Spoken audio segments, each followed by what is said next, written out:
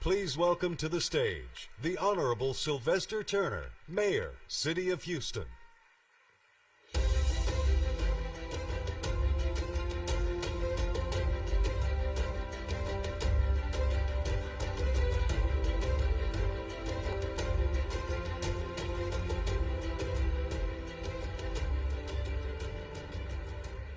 Thank you very much. Let me start off by thanking these two women, Cindy Clifford and Elizabeth Brock, for doing an amazing job. Give it up to these two women.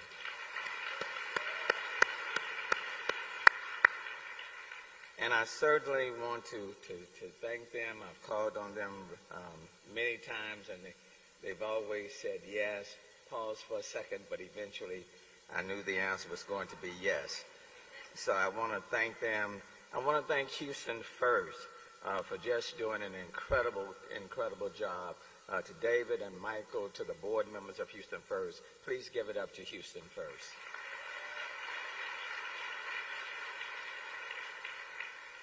And then I certainly want to thank all of the table sponsors and those who have purchased tables and made this event possible.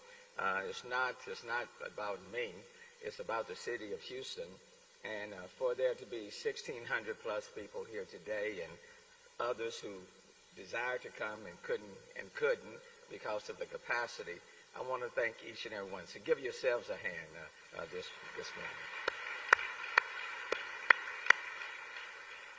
morning. Let me just hit on a few points before I sit down with Tom. And what I say today, quite frankly, is due to the 22,000 city employees that we have. I know there are many of the city directors who are here, those who are in executive positions who are here. So nothing can be accomplished without them. I am fortunate to have roughly 22,000 dedicated and committed city employees who do an excellent job each and every day. I do want to start off and talk about public safety because there's been a lot of conversation about public safety. And let me just say, to put things in context, when I came in as mayor in January of 2016, Chief Pena, 38% of the roughly 5,200 police officers that we had were eligible to retire. More than 2,000 of those 5,200 were eligible to retire, 38%.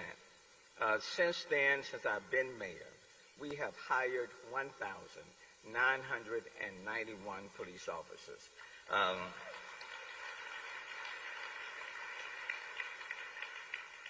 And we have reduced that 38% down to 29%. Every single year, the number of eligible police officers has been going down.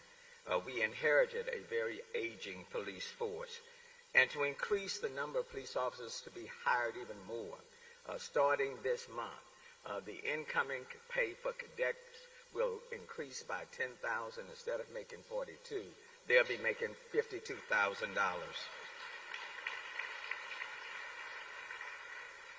In January of this year, homicides were heading in the wrong direction. It was about 65% above last year. In February of this year, we put in place One Safe Houston. It's a $53 million program, all funded to all the congressional persons who are here by federal dollars. And I want you to know that One Safe Houston is working. Where we sit today, as of this morning, homicides in the city of Houston is down by 11% compared to last year. 45 fewer murders that have taken place in our city than last year. In almost every major category, crime is down from last year.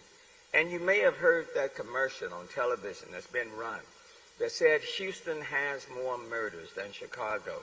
I want to stand before you here today to say that is just a flat out, well, that's wrong. That's false. If I wasn't a church-going person, I would put two words with that. But that's wrong. As of today, Chicago has more than 200 more murders than the city of Houston. So for anyone to say that Houston has more murders than Chicago is simply not telling the truth. So we are committed to public safety in the city of Houston, and we're moving in the right direction. In terms of housing and homelessness, our goal is to build 3,000 single-family homes by the end of next year, the end of my term, and we are moving in that direction at a rapid pace. Since 2012, when it relates to homelessness, the city of Houston has reduced homelessness by 63%, 30% of that while I have been mayor. And while I've been mayor, we have decommissioned 57 homeless encampments in the city of Houston. And starting this month, in a couple of weeks, we're going to be starting what we call Dinner to Housing. It is an initiative to retake the Central Library downtown and to restore that to a very family-oriented environment, not to lose that major asset. So we're going to start what we call Dinner to Housing. We're going to set up in the Reasoner area. We're going to be providing 100 meals a day, 4 times a week, to those who are homeless, primarily those who kind of situate themselves in front of the library, the main library downtown. It will be run by Bread of Life, Pastor Rudy Rasmus, and we'll set up tables and chairs. We'll treat people with dignity and respect. But it's not just about providing them a dinner. The goal is that we'll provide them with hot meals. We'll provide them with tables and chairs. But we'll also be there to provide them with permanent support housing, because we want people off the street in a better environment. And I'm very excited about that initiative that will take place. With regards to energy transition and innovation, we are the energy capital of the world, and we are proud of that. But we seek to lead in energy transition. And I want you to know that this city, the city of Houston, the energy capital of the world, we purchase more renewables than any other city in the United States. We purchase more renewables than Los Angeles or LA or Chicago or New York City or Atlanta.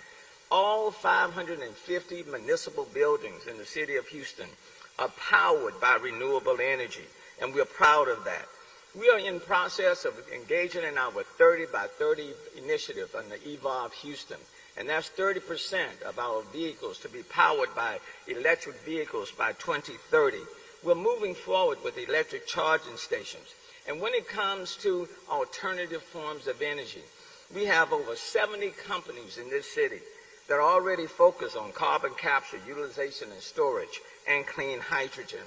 So we are moving in the right direction, so much so that other places across the globe are taking a look at the city of Houston. It's not by happenstance that I have been the board chair of the Global Resilient Cities Network for the last 2 years, or chair of the United States Climate Mayors for the last year. It's because what they are seeing taking place in the city of Houston. When it comes to innovation, we don't take a second seat to anyone.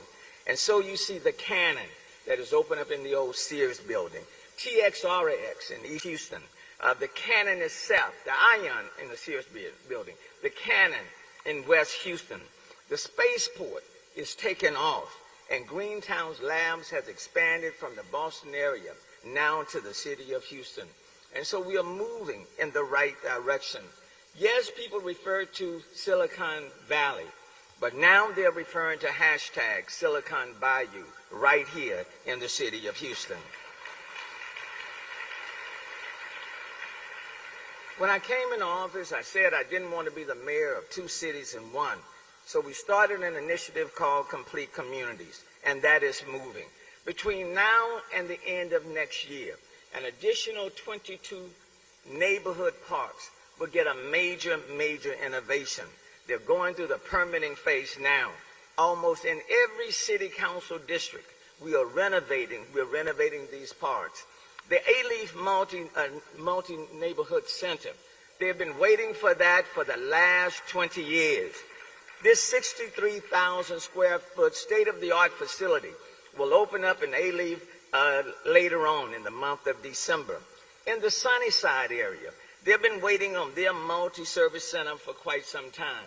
That 57,000 square feet facility will open up by the end of next year. With regards to our kids and child care, we have partnered with the Bezos Foundation. 4 Bezos Academy early childhood care centers will open up in spring of 2023. Magnolia Park, Manchester, Sunnyside, Denver Harbor, and North Houston. And then when it comes to renewables, that landfill in Sunnyside that's been holding down that community for the last 50 years, 240 contaminated acres. By the first quarter in 2024, if not sooner, that will become the largest urban solar farm in the United States.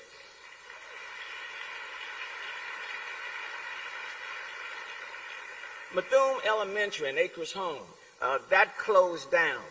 The city of Houston now have entered into an agreement with Aldine for 30 years to turn that into the Bethune Empowerment Center, job training, child care, business incubator. All of these initiatives have been because of the federal dollars that we've received, because of private support, public-private initiatives, and we're only just beginning.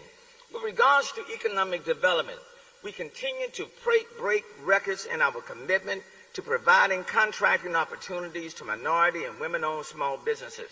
Since I took office, the city has awarded over $3.3 billion to MWSBEs. It is a record in Houston's history.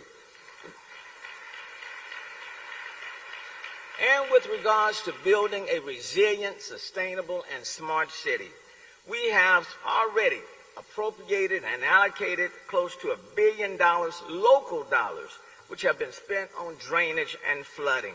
Over 400 acres have been purchased, or in the process of being purchased, for detention. City Council just passed a resolution today in Councilman Pollis' district, and Councilman McCain are next, to enter into negotiations with West University to purchase what we call the Rafino project. That will be a major detention hub once we close out on that particular deal.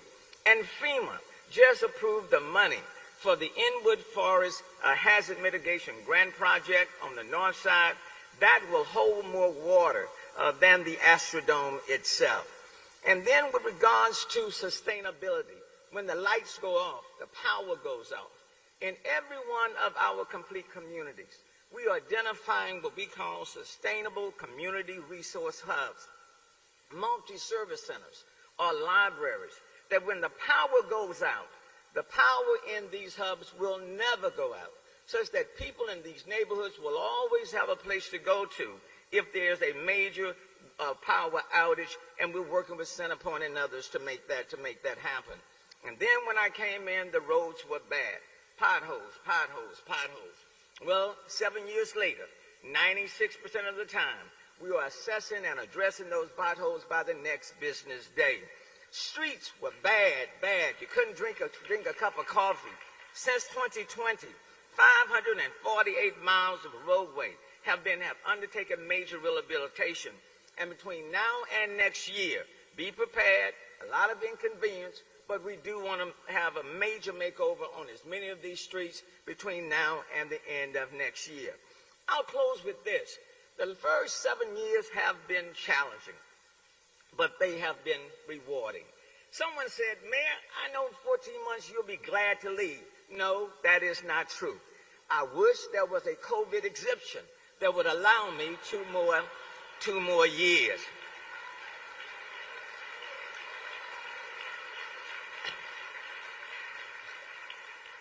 Hint, hint to every legislator in Texas. I know a bill can be, introduced. But having said that, let me just say, over the last 7 years, and this year in particular, we have done our best to set the groundwork for whoever shall come after this administration. What I can tell you, next week, the Houston Open will take place at Memorial Park. What I can tell you is that the NCAA Men's Final Four will take place next year in the city of Houston. What I can tell you is in 2026, Houston will host the Men's FIFA World Cup. What I can tell you is the Ismaili Center, the 7th in the world, will open up in the first quarter of 2024. What I can tell you is that Houston Airport Hobby in 2022 is the first and only 5-star airport in North America, one of 17 in the world. And what I can tell you, for 6 of my 7 years, the Astros have gone to the playoffs 3 times in the World Series. They've already won 1, and I promise you they will win a second one in just a few days. This is a great city. Do we have our challenges? Absolutely. Do we have a lot of work to do? Absolutely. But what I can say, God has looked favorably on this city. This is the most diverse city in the United States. The biggest thing that I am proud of is that you can be diverse, separate, segregated, and apart. The question is, can you be diverse and inclusive at the same time? And when I look in this room today, from table to table, from one section to the other, I see the face of Houston. The best for our city is not yesterday. The best for our city has yet to come. And I am proud of the work we have done. Thank you so very much.